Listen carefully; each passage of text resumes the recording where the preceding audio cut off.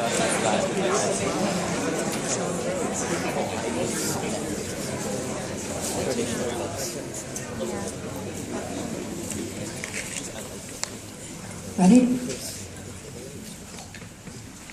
Good afternoon. Once again, I'm Olivia Sharfman, here to argue the negative of the resolve that businesses should have the right to freely exercise their religious beliefs.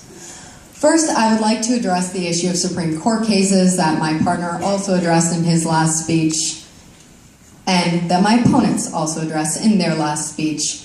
We both agree that there are Supreme Court cases that support either side, but we would like to not talk about legal precedent, because the idea of the affirmative, the spirit of the affirmative case is to change legal precedents. The entire point of the affirmative case is to argue against the status quo and change the way our current law system works.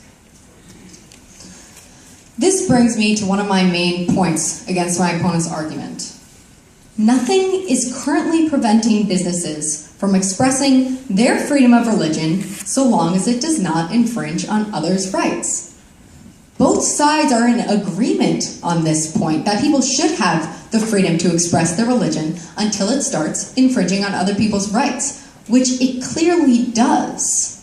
Our opponents are arguing for the status quo, if you go with their definitions. And I know that everyone hates a definitions debate, but if you are strictly going with their definitions, they're not arguing against the status quo, which means they're not presenting an affirmative case.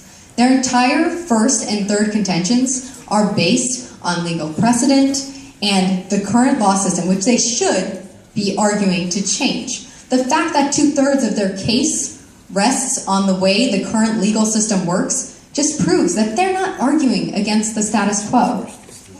And so, I would like to say that the only relevant contention that they have presented is the hierarchy of civil rights.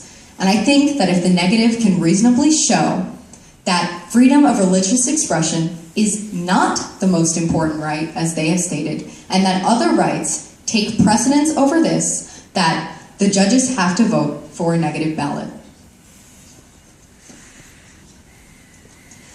I'd like to bring up something that my opponent said about what people were looking for when they settled this country, about freedom of religious expression.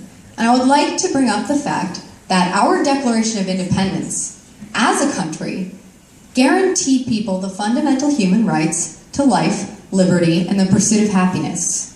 Throughout this debate, we have shown that affirming the resolved would infringe on their right to life, would infringe on their right to liberty, and would infringe on their right to the pursuit of happiness. And we do not believe that just because the freedom of religious expression is listed first in the First Amendment, we do not believe that that gives people the right to discriminate against people and infringe on other people's rights solely on the basis of their religion.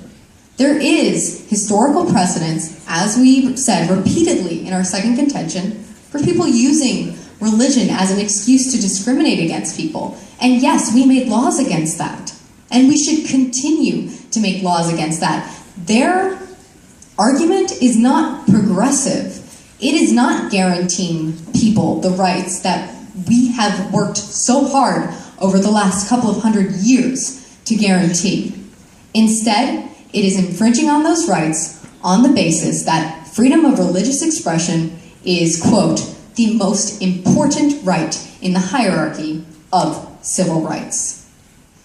Therefore, because the free exercise of religion by businesses will inevitably infringe on individual rights, we must negate the resolved, because freedom of religious expression is not as important as the right to life, liberty, and the pursuit of happiness.